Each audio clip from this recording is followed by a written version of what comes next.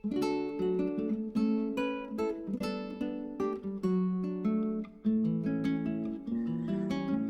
जैसा कि हमारा रिवीजन का सेशन चल रहा है, उसी की कंटिन्यूटी में हम आगे चल रहे हैं। लास्ट क्लास में हमने स्ट्रेट लाइन मेथड के क्वेश्चंस को प्रैक्टिस किया था। आज हम लोग डिमिनिशिंग बैलेंस मेथड के क्वेश्चंस को प्रैक्टिस कर रहे हैं।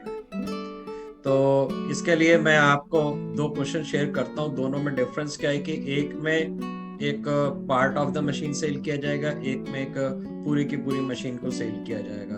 तो दोनों तरह के क्वेश्चंस को करते हैं, और साथ के साथ इसमें क्या होगा कि हम इस बार रिड्यूसिंग बैलेंस मेथड से करेंगे, यानी कि डिमिनिशिंग बैलेंस मेथड से।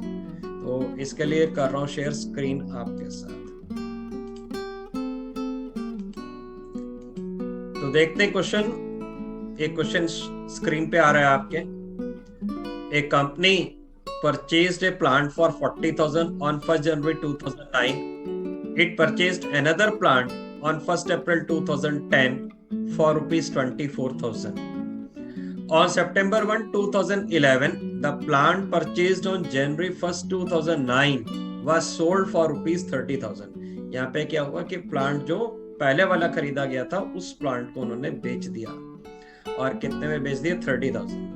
A new plant was purchased for 27,000 on same date, और उसी दिन एक नया प्लांट और खरीदा गया। The company charged depreciation at the rate of 10% on the diminishing balance method. Prepare plant account up to December 31st, 2011. अब देखिए यहाँ पर क्या है, ये क्वेश्चन इसी तरह का हमने पहले किया था, पर फर्क क्या हो गया कि पहले हमने ओरिजिनल कॉस्ट मेथड से, जिसको हम स्ट्रेट लाइन मेथड भी बोलते हैं, उससे किया था। आज सिर्फ इतना सा चेंज है कि अब हम इसको डिमिनिशिंग बैलेंस मेथड से करेंगे, इसको आज हम रिड्यूसिंग बैलेंस मेथड से करेंगे। तो चलिए, मैं चल रहा हूं आपके साथ व्हाइट बोर्ड पे, और हम व्हाइट बोर्ड में पहुंच गए हैं, और एक अकाउंट अब हम ड्रॉ कर लेते हैं। ड्रॉ मेरा पहले से ही पड़ा हुआ है, इसको हम नाम दे देते हैं, और नाम हम दे रहे हैं प्लांट अकाउंट, क्योंकि प्लांट का अकाउंट बनाना है हमें। तो भाई यहाँ पे लिख दे रहे हैं हम प्लांट अकाउंट। अब देखिए, यहाँ पर जो प्लांट अकाउंट बनाना है, उसके जो डिटेल्स दी हुई हैं, 2 बार बाइंग है, 1 बार सेलिंग है, बस उसी को हमने लिखना है। तो चलते हैं। आपको लास्ट क्लास में हमने एंट्रीज भी डिस्कस करी हुई हैं, रिवीजन के सेशन में ही आपकी एंट्रीज भी डिस्कस हुई हुई हैं, तो उन्हीं को ही लेकर के चलना है। तो देखिए क्या कहते हैं कि कंपनी ने परचेज किया है 40,000 रुपीज का प्लांट और 1 जनवरी 2009 को।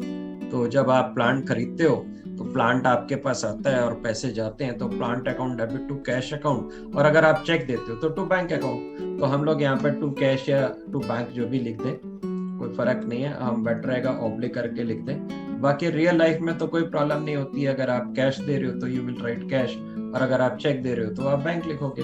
और कौन सी ईयर की बात हो रही है? 2009 की बात हो रही है, 2009। और किस डेट को खरीद रहे हो आप? 1 जनवरी को। कितने में खरीद रहे हो आप? 40,000 में। तो पहले साल हमने ये प्लांट खरीदा है, और 40,000 रुपीज का प्लांट खरीदा। और अब देखिए, इसमें जो प्लांट हमने खरीदा है, इसके साथ 2009 में अब हम चेक करें क्या कोई और ट्रांजैक्शन है क्या। तो इसमें कोई और ट्रांजैक्शन है ही नहीं इस बार। तो हम आते हैं 31 दिसंबर पे, और 31 दिसंबर जब बुक्स क्लोज करेंगे, तो क्लोज करते समय मैंने एसेट्स को डेप्रिसिएशन लगाना है। तो बाय डेप्रिसिएशन, और डेप्रिसिएशन जो आपने कैलकुलेट करना है वो आपने 40,000 के ऊपर कैलकुलेट करना है, और रेट जो है वो 10% है। और चूंकि आप पूरे साल यूज कर रहे हो, इसलिए 12 मंथ्स का डेप्रिसिएशन लगाओगे, तो 12 मंथ्स का जो डेप्रिसिएशन आ रहा है इसका, वो आ गया आपका 4,000 रुपीज। इसके अलावा पहले साल में कोई और ट्रांजेक्शन नहीं है, कोई और ट्रांजेक्शन नहीं है। तो अब हम इसका टोटल करें और इसको हम बैलेंस करें। तो ग्रैंड टोटल इज 40,000। 40,000 में से 4,000 रुपीज का जो है वो प्लांट डेप्रिशिएट हो गया है। 40,000 में से हम 4,000 माइनस कर दें, तो प्लांट की वैल्यू जो बच रही है वो बच रही है जी 36,000 और क्लोजिंग डेट 31 दिसंबर है और हम 31 दिसंबर को लिख देंगे बाई बैलेंस कैरीड डाउन। और इस तरह से फर्स्ट ईयर आपका कंप्लीट हो गया। अब हम नेक्स्ट ईयर में चलेंगे और नेक्स्ट ईयर में हम 2010 शुरू करेंगे। अब देखिए 2010 में सबसे पहले आपने क्या करना है कि इसका जो बैलेंस है उस बैलेंस को आपने उतारना है। तो आप बैलेंस को उतारोगे, जिस दिन बुक्स क्लोज करते हो उसके नेक्स्ट डेट से ओपनिंग करते हो, तो आप लिखोगे टू बैलेंस ब्रॉट डाउन और कितने का बैलेंस आया, लास्ट ईयर से बैलेंस आया 36,000 रुपीज का।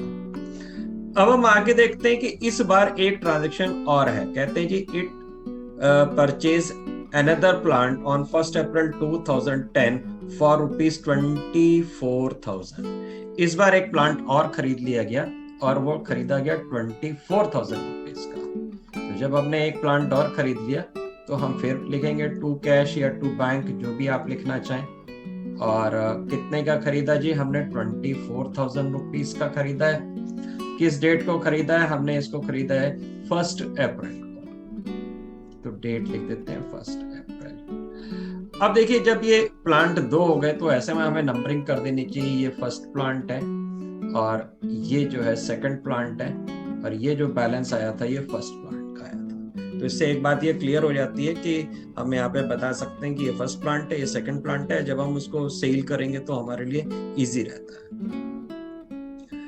अब इस साल कोई और ट्रांजैक्शन यहाँ पर नहीं है। अगर कोई ट्रांजैक्शन और नहीं है तो हम क्या करेंगे, उसको साल में जब एंड आएगा तो क्लोज करेंगे और क्लोज करते समय हमें उसके ऊपर डेप्रिसिएशन चार्ज करना है और डेप्रिसिएशन को अब हम चार्ज करेंगे।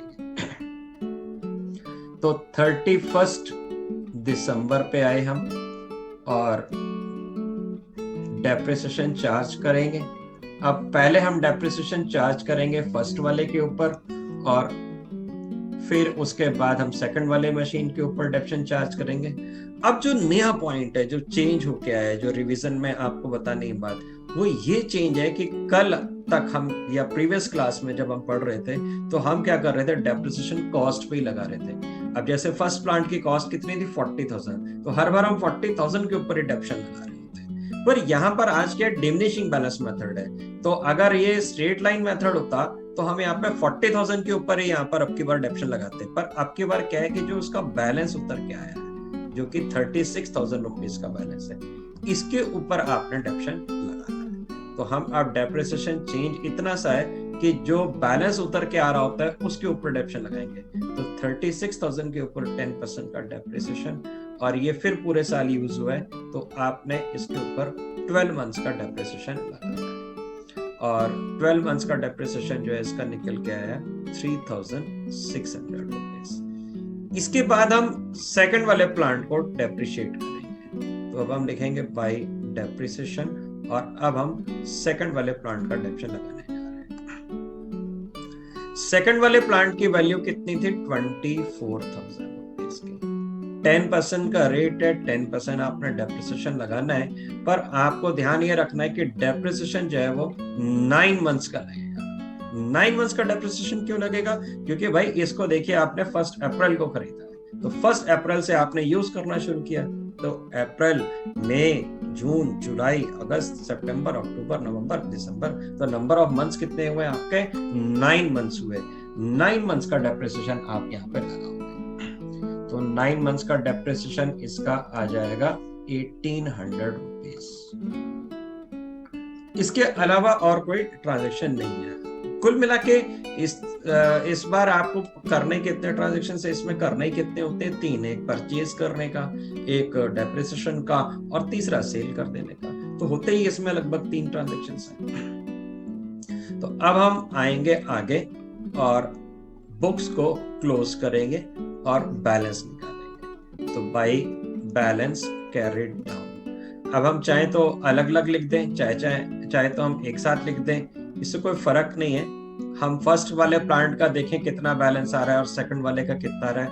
देखिए पहला वाला प्लांट जो था वो 36,000 का था और वो 36,000 का था जो प्लांट ये डेप्रिशिएट हो गया था 3600, तो 36,000 में से 3600 डेप्रिशिएट हो चुका, तो इसकी वैल्यू अब कितनी बची हुई है? 36,000 में से 3600 माइनस कर दीजिए, तो इसकी वैल्यू बची हुई है 32,400। क्या किया? 36,000 का प्लांट था, 3600 वो डेप्रिशिएट हो गया, 3600 माइनस किया, तो इसका बैलेंस कितना बचा? 32,400। इसी तरीके से जो दूसरा प्लांट था वो आपका 24,000 का है और वो 1800 डेप्रिशिएट हो गया है, तो 24,000 में से 1800 को आप माइनस कर दीजिए, तो आपका बैलेंस आ जाएगा 22,200 रुपीज।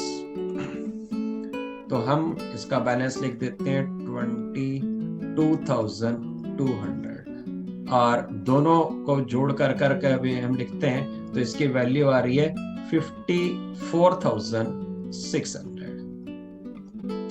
इसके अलावा और कोई ट्रांजैक्शन है नहीं। अब हम इसका टोटल कर देते हैं, तो टोटल आ रहा है इसका 60,000 रुपीज।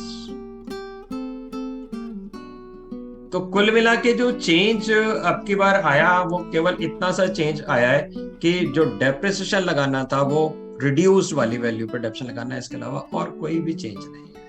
तो टोटल लिख दिया हमने यहाँ पे 60,000। अब हम चलते हैं 2011 पे। 2011 नया ईयर है, शुरू हो रहा है। सबसे पहले बैलेंस लिखोगे आप, तो 2011 और 1 जनवरी को आप बैलेंस लिखोगे। जब आप बैलेंस लिखोगे तो आप लिखोगे जी टू बैलेंस ब्रॉट डाउन, और यहाँ पे 2 प्लांट थे, एक फर्स्ट है एक सेकंड है। फर्स्ट वाले की वैल्यू आपकी 32,400 थी और दूसरे की थी 22,200, और दोनों प्लांट्स की टोटल वैल्यू थी आपकी 54,600 रुपीज। अब देखते हैं इसके बाद यहाँ पर कोई ट्रांजेक्शन इस बार है क्या। तो देखिए अब हम 2011 में, तो इन्होंने अब 2 ट्रांजेक्शंस दिए हुए हैं। उन्होंने बताया कि on September 1, 2011 the plant purchased on January 1, 2009 was sold for 30,000। पहला ट्रांजेक्शन तो क्या हुआ कि जो प्लांट हमने पहले खरीदा था, सबसे पहले जो प्लांट खरीदा हुआ था, और उस प्लांट को हमने बेच दिया है, और बेचा कितने में है? 1 September 2011 को 30,000 रुपीज में, और इसी दिन एक नया प्लांट और खरीद लिया। A new plant was purchased for 27,000। तो चलते हैं अब हम आगे इसी पार्ट को लिखते हैं। तो सबसे पहले तो एक प्लांट को हम सेल करेंगे, और किस दिन सेल कर रहे हैं? 1 सितंबर को। जब हम सेल कर रहे होते हैं तो बाय कैश या बाय बैंक कुछ भी लिख सकते हैं इसमें, और अगर बताया होगा तो अकॉर्डिंगली चलेंगे। और क्या कर रहे हैं हम यहाँ पे ब्रैकेट में लिख देंगे सेल कर रहे हैं। और सेल क्या कर रहे हैं जी? फर्स्ट वाला प्लांट, ये क्वेश्चन में दिया हुआ है कितने का सेल कर रहे हो आप? 30,000। जब आप सेल कर रहे होगे तो आपने 3 काम सेल के लिखने होते हैं। सेल से रिलेटेड 3 चीजों का इफेक्ट देना होता है। एक, कितने रुपए में सेल किया। सेल करने की एंट्री क्या होती है?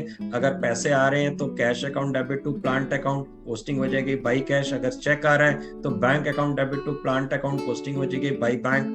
अब पहला ट्रांजैक्शन तो कितने में बेचा गया।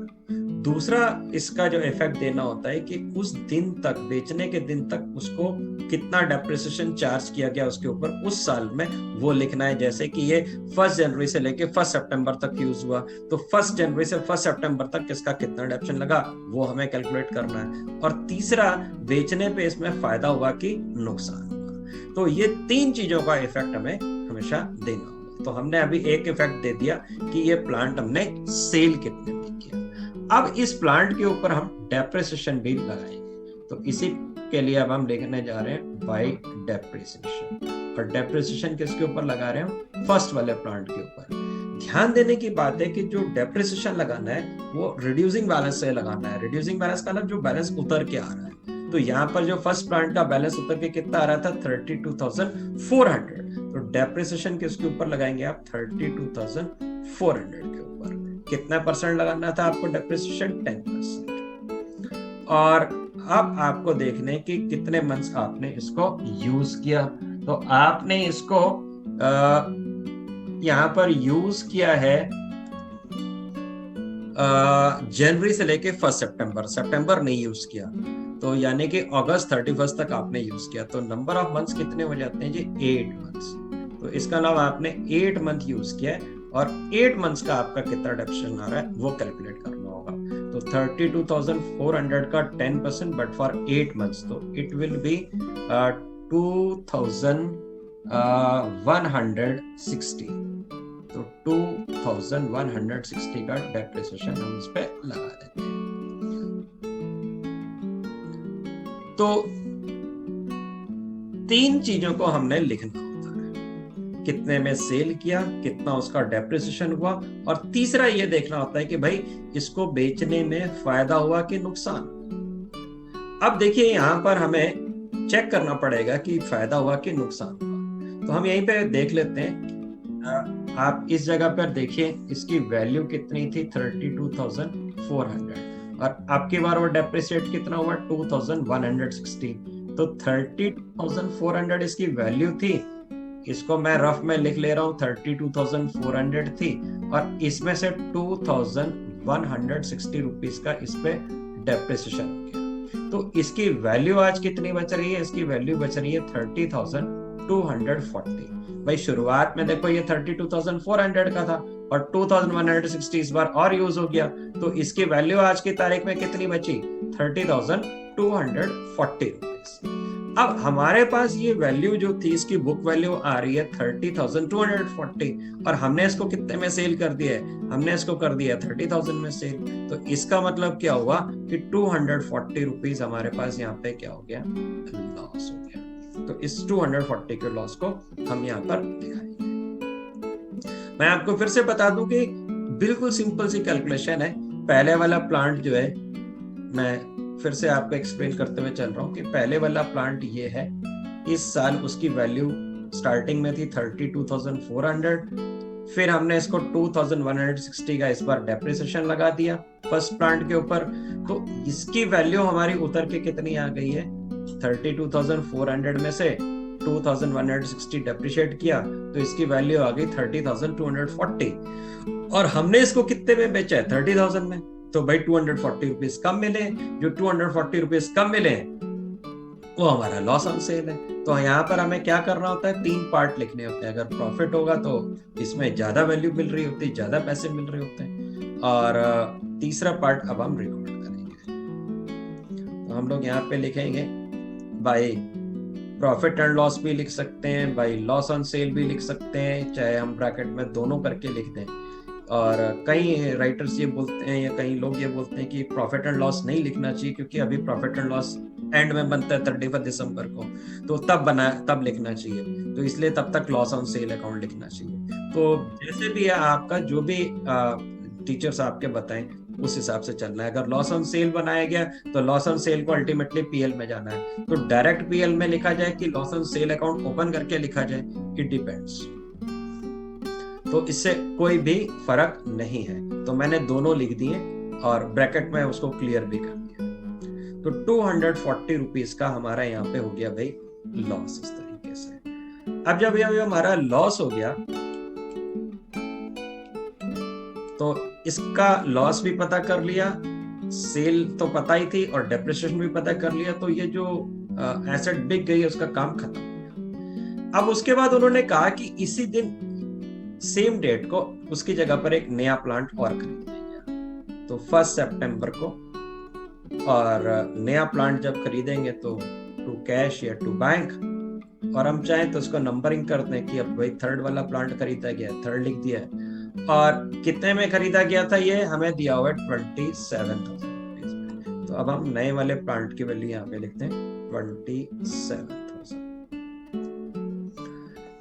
अब हमारे पास 3 प्लांट टोटल खरीदे गए थे, जिसमें से पहला वाला प्लांट बिक चुका है। अब बचे हुए हैं प्लांट 2। जो 2 बचे हुए प्लांट हैं, अब हम उन प्लांट्स के ऊपर डेप्रिसिएशन लगाएंगे जब साल खत्म होगा। तो अब साल कब खत्म होता है आपका? 31 दिसंबर को।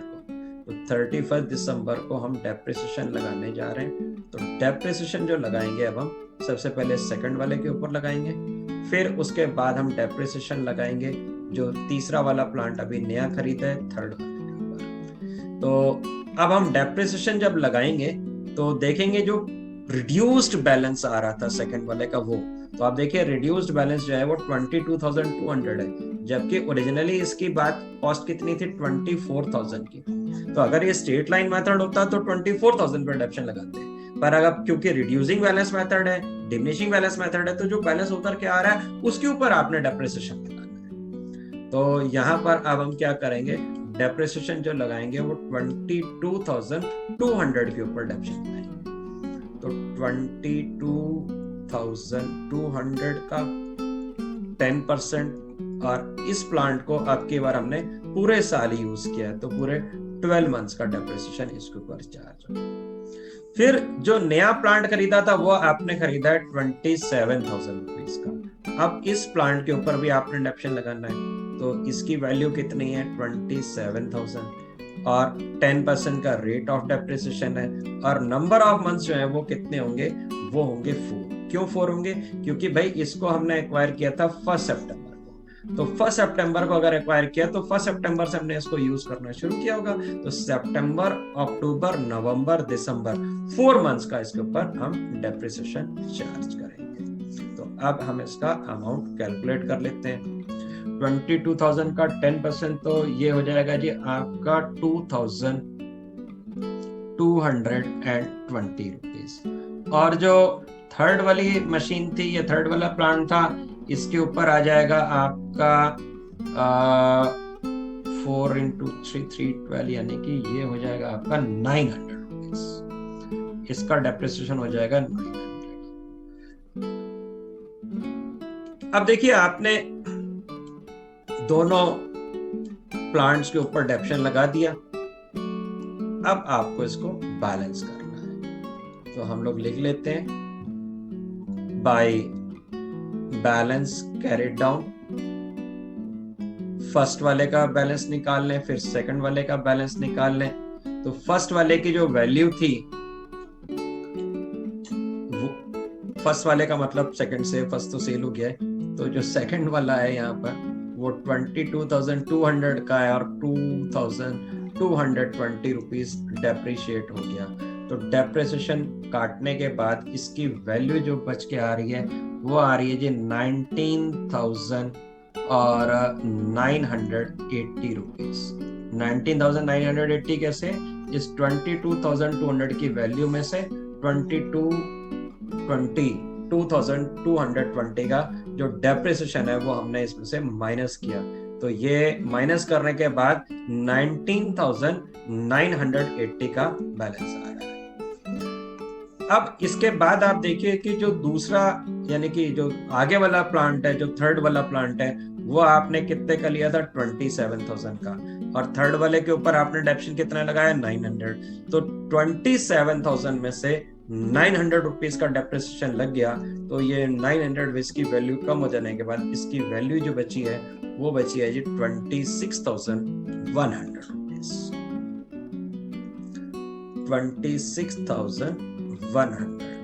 अब दोनों मशीनों या प्लांट्स की वैल्यू को जोड़ देते हैं, तो इसकी वैल्यू हो जा रही है जी 46,080 रुपीज। 46,080। अब हम इसका टोटल कर देते हैं, और टोटल जो है वो आ रहा है जी 81,600, और दूसरी तरफ जो है इसका टोटल लिख देते हैं 81,600।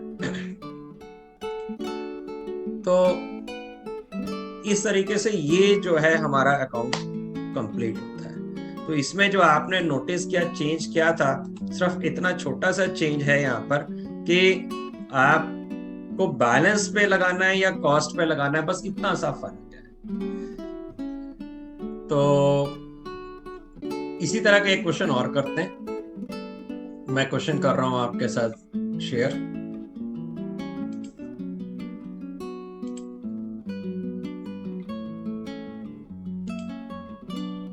A company purchased 4 machines on July 1st, 2009 for ₹20,000 each. एक कंपनी ने क्या किया, 4 मशीनें खरीदी 20,000 रुपीज की एक machine. On 1st October 2011, one machine was found unsuitable and was sold for 18,400, and a new machine was purchased on the same date for ₹18,000. Prepare machine account up to 31st December 2011. The company charges depreciation at the rate of 10% on the diminishing balance method. तो एक question और practice कर रहे हैं अब हम फिर से, रिड्यूसिंग बैलेंस मेथड या डिमिनिशिंग बैलेंस मेथड या रिटन डाउन वैल्यू मेथड, तीनों एक ही है, नाम अलग अलग है। इसका मतलब क्या है, जो घटता हुआ बैलेंस आ रहा होगा, जो रिड्यूस्ड बैलेंस आ रहा होगा, जो आपका उतरा हुआ बैलेंस आ रहा होगा, उसके ऊपर आपने डेप्रिसिएशन लगाना है। तो अब हम चलते हैं और एक अकाउंट ड्रॉ कर लेते हैं, और मैंने अकाउंट ड्रॉ कर लिया। तो मशीनरी अकाउंट बना ले रहे हैं हम, ऊपर हेडिंग लिख दे रहे हैं मशीनरी अकाउंट।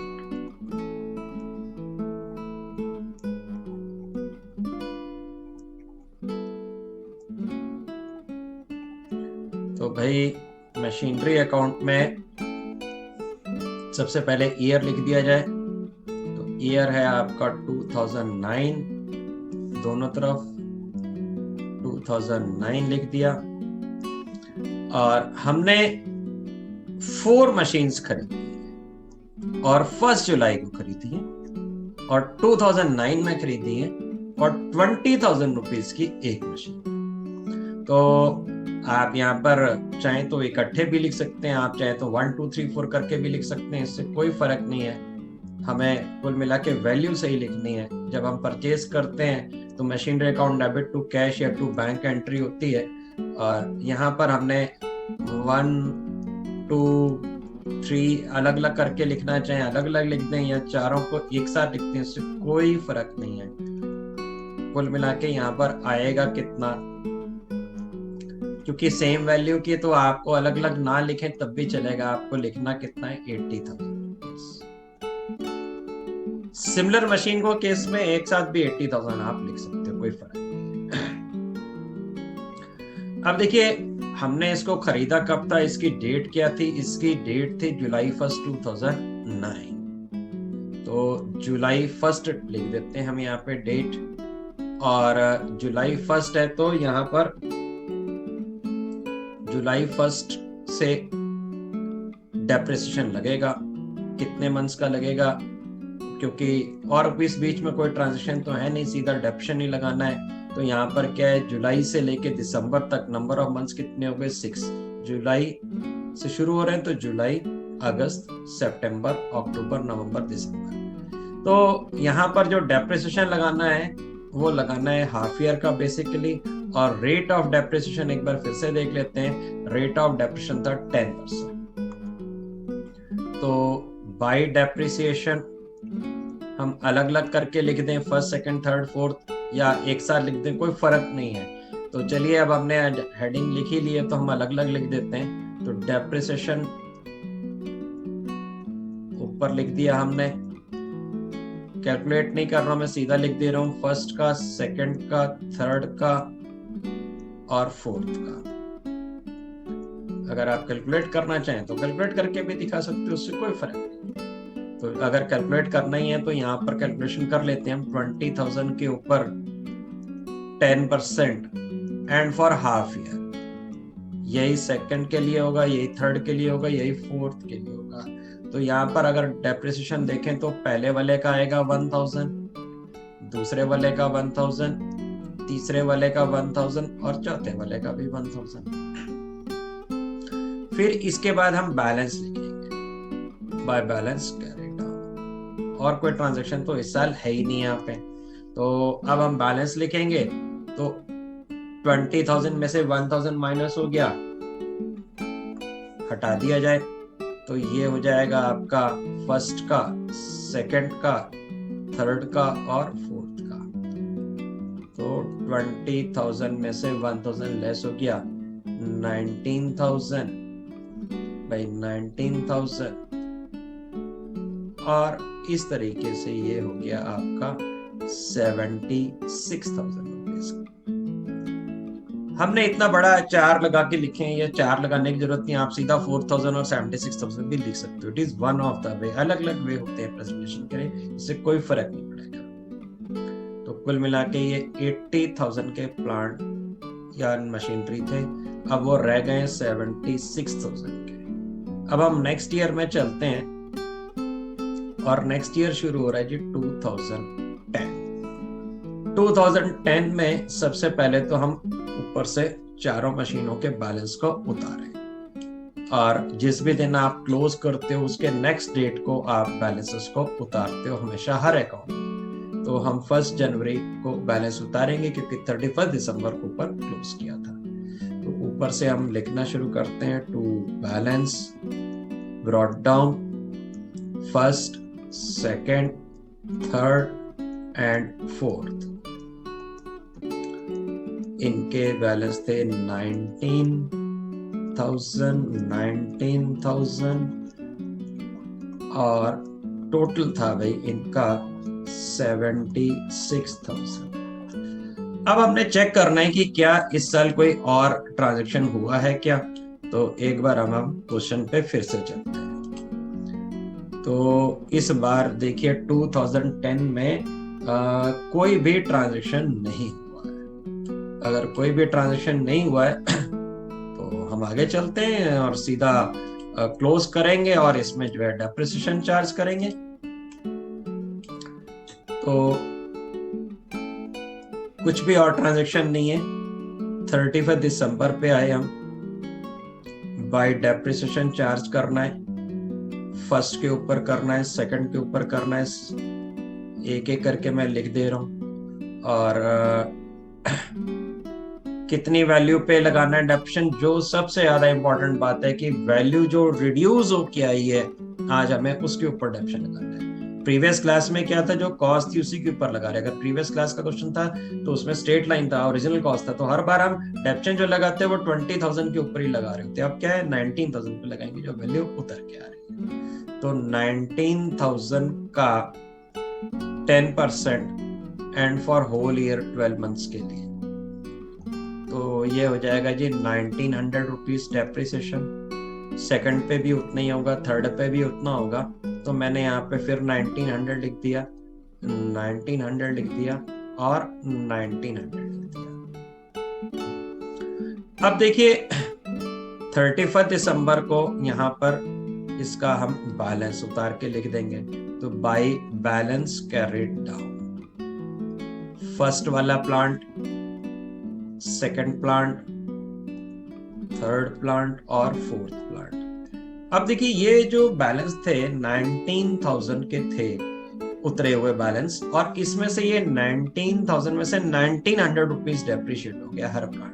19,000 में से 1900 माइनस कर दीजिए। तो 19,000 में से अगर 19,000 में से 1900 माइनस करेंगे तो ये हो जाएगा आपका 17,100। तो 17,100 के हिसाब से चारों प्लांट्स का बैलेंस उतर के आ गया।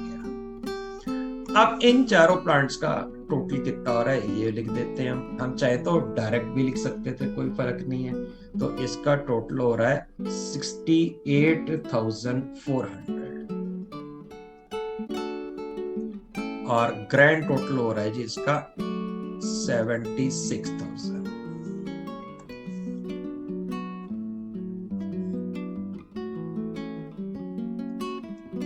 अब हम आते हैं नेक्स्ट ईयर पे, और नेक्स्ट ईयर है हमारा 2011। 2011 में क्या कर रहे हो कि आप एक एसेट को बेच रहे हो। तो पहले तो हम बैलेंसेस को उतार लें।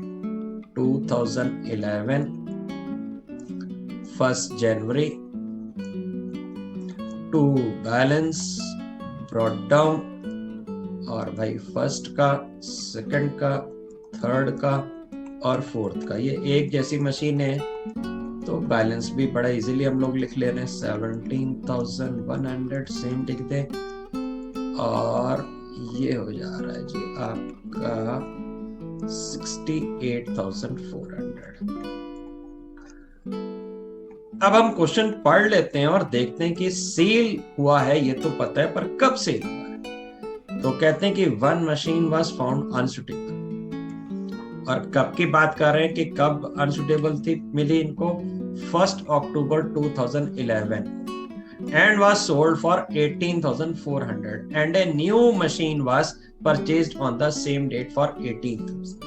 तो इन्होंने क्या किया कि 1 अक्टूबर 2011 को एक मशीन को बेच दिया। क्यों? क्योंकि वो अनसुटेबल हो गई। और कितने में बेच दिया? 18,400 में। और उसी दिन एक नई मशीन और खरीद ली। चलिए हम लोग क्वेश्चन में आगे चलते हैं।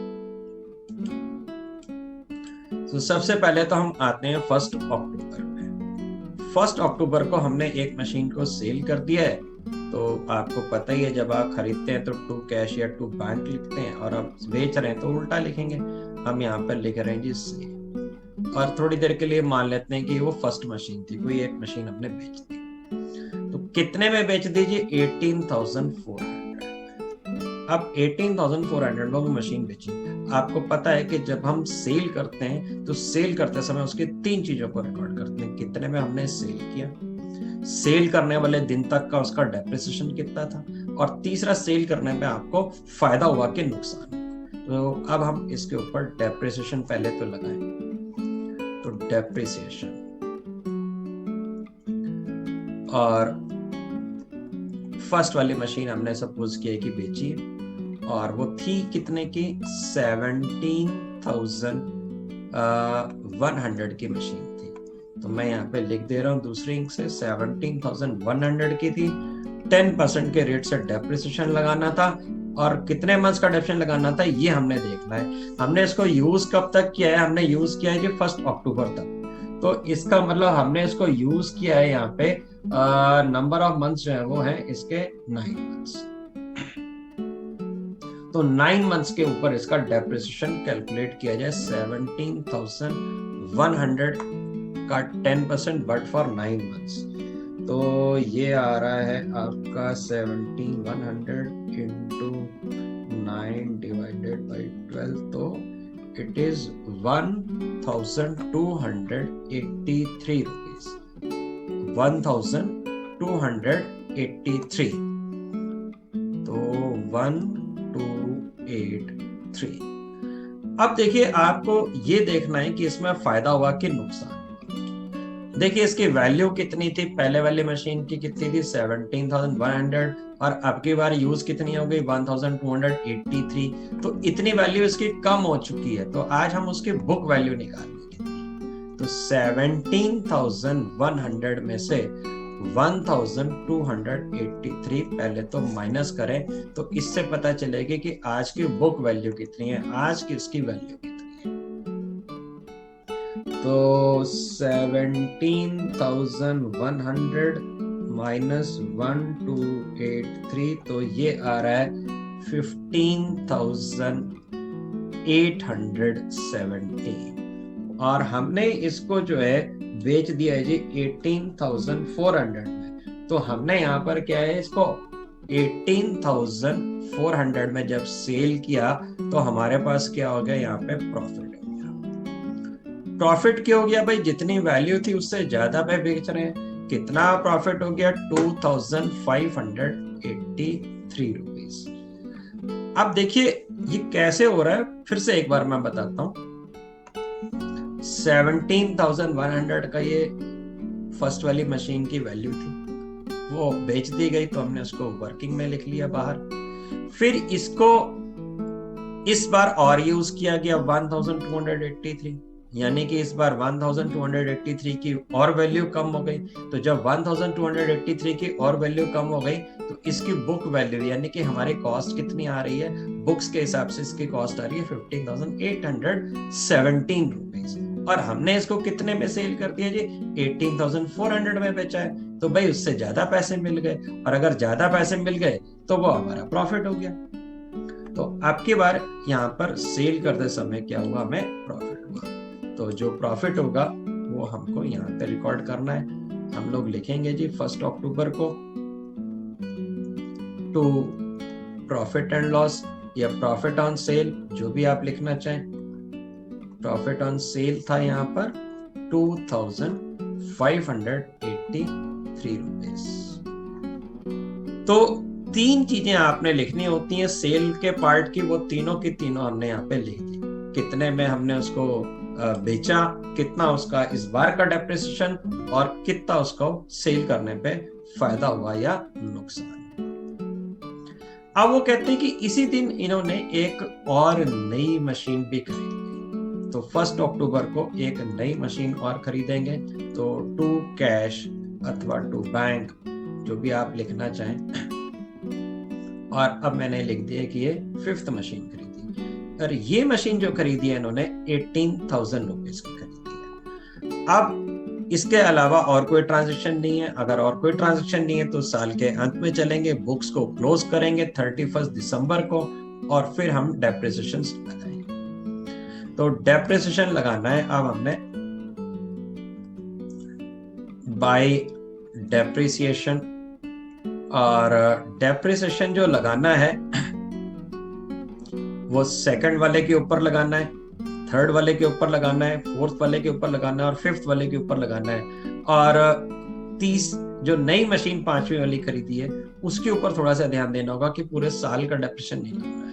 क्यों? क्योंकि वो हमने अक्टूबर में खरीदी है। तो वो वाली मशीन जो नई खरीदी गई है वो अक्टूबर से यूज होना शुरू हुई है, तो उसके ऊपर अक्टूबर, नवंबर, दिसंबर 3 महीने का डेप्रिसिएशन लगना है। बाकी जो दूसरी मशीन है उनके ऊपर आपने पूरे डेप्रिसिएशन लगाने साल का। तो हम डेप्रिसिएशन लगा लेते हैं अब 2nd वाले के ऊपर। फिर बाय डेप्रिसिएशन में अलग अलग लिख दे रहा हूँ। 3rd वाले के ऊपर, 1st वाले को तो हम बेच चुके हैं, तो बाय डेप्रिसिएशन फिर लगाएंगे हम 4th वाले के ऊपर। और इसी तरह से एक नई मशीन और खरीद ली है उसके ऊपर भी लगाएंगे डेप्रिसिएशन। तो बाय डेप्रिसिएशन 5th वाले के ऊपर। तो जो पहली मशीन थी उसकी वैल्यू तो खत्म हो गई, बिक गई है। जो 2nd है उसकी वैल्यू देखिए, 3rd की वैल्यू देखिए, 4th की वैल्यू देखिए। इन सब की वैल्यू कितनी आ रही थी? 17,100। तो 17,100 का 10%, और यहाँ पर मैंने लिखा नहीं है 9 मंथ्स का लगाना, तो वो भी लिख दिया मैंने। तो ये जो डेप्रिसिएशन लगना है 12 मंथ्स का, तो ये हो जाएगा 1710। तो 1710 लिख दें इसका डेप्रिसिएशन। और देखिए ये अगली वाली मशीन का भी 1710 ही होगा, ये भी मैं लिख दे रहा हूँ। और कैलकुलेशंस भी करके बतानी है तो आप बता सकते हो ऐसे। 17,100 का 10% पर हो पूरे होल ईयर के लिए, और 17,100 का 10% फॉर होल ईयर। पर जो लास्ट वाली मशीन है वो 18,000 रुपीज की है, और 18,000 की जो मशीन है उसके ऊपर 10% का डेप्रिसिएशन तो लगना है, बट फॉर 3 मंथ्स। 3 मंथ्स क्यों? क्योंकि भाई ये तो हमने अक्टूबर में खरीदी है जो नई मशीन है, तो जो अक्टूबर में खरीदी है तो वो अक्टूबर से यूज करना शुरू करी है। तो अक्टूबर, नवंबर, दिसंबर, उसके ऊपर हमने 3 महीनों का डेप्रिसिएशन कैलकुलेट करना है। और 3 महीने का जो डेप्रिसिएशन कैलकुलेट होके आएगा तो वो हो जाएगा आपका 450 रुपीज। 450। अब हमने इनका टोटल करना है और इनका बैलेंस लिखना है। तो 31 दिसंबर को ही हम बैलेंस लिखेंगे। बाय बैलेंस कैरीड डाउन, इसमें मशीन है 2nd हमारे पास 3rd है, 4th है और 5th है। जो 2nd, 3rd, 4th मशीन थी उसकी वैल्यू थी 17,100, और ये मशीन डेप्रिशिएट हो गई थी 1710। तो 1710 डेप्रिशिएट होने के बाद इन मशीन की वैल्यू आ रही है 15,390। इसी तरह से अगले वाले की भी 15,390, और फिर अगली वाली मशीन का भी 15,390। पर जो 5वीं वाली मशीन है, जो 15th मशीन है, उसकी वैल्यू जो है वो आपकी 18,000 की थी और 450 डेप्रिशिएट हुई है। तो 18,000 में से 450 अगर आप माइनस करोगे तो ये हो जाएगी आपकी 17,550। और इस तरीके से इन सारी मशीनों का जो टोटल आ रहा है वो आ रहा है जी 63,720 रुपीज। इसके बाद आप इसका टोटल कर देंगे और देखते हैं कि टोटल कितना आ रहा है। टोटल आ रहा है आपका